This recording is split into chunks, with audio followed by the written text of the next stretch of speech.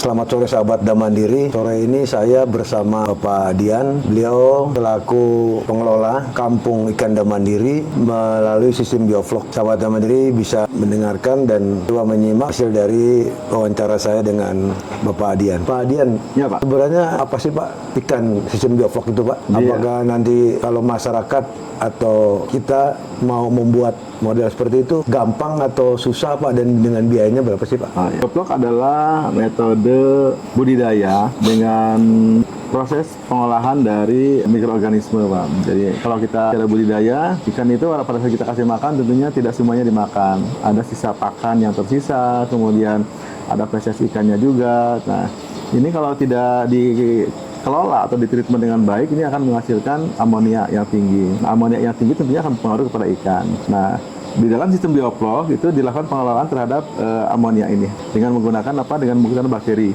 baik, diolah atau diuraikan oleh bakteri tersebut. Kemudian ini akhirnya bisa menjadi vlog, satu gumpalan-gumpalan kecil yang akan dapat dimanfaatkan untuk makanan tambahan bagi ikan tentunya. Nah, itu mungkin sistem bioflok seperti itu Pak ya. Jadi sebetulnya mudah atau tidaknya ya relatif sih Pak ya, cuman kita selama ini kita mengadakan pelatihan untuk umum itu macam-macam Pak. Bahkan kemarin kita pelatihan dari teman-teman dari Papua Tengah gitu, sebanyak 50 orang. Itu alhamdulillah mereka bisa langsung mengaplikasikan apa yang kita latih di sini. Karena pelatihannya terintegrasi Pak.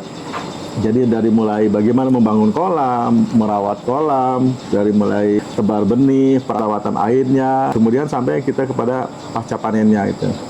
Nah, alhamdulillah mereka bisa. Nah, artinya di kita pun tidak tergantung umur. Ada yang udah umurnya 65 tahun belajar di kita, ada yang 23 tahun. Jadi karena kami menggunakan metode pelatihan yang simpel gitu.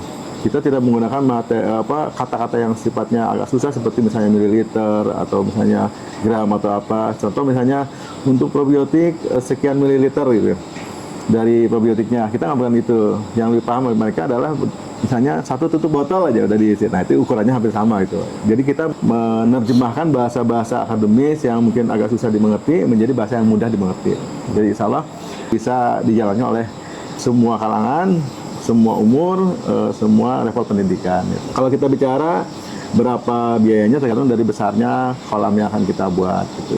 Ada yang kolam diameter 1, diameter 2, diameter 3, 4, 5 gitu. Tapi intinya bahwa dengan sistem bioflok ini kita bisa membuat budidaya dengan tebar padat. Artinya dengan luasan sedikit kita bisa membudidaya ikan lebih banyak dibandingkan dengan yang tradisional. Itu hampir 8 sampai 10 kali lipatnya jumlahnya Pak itu.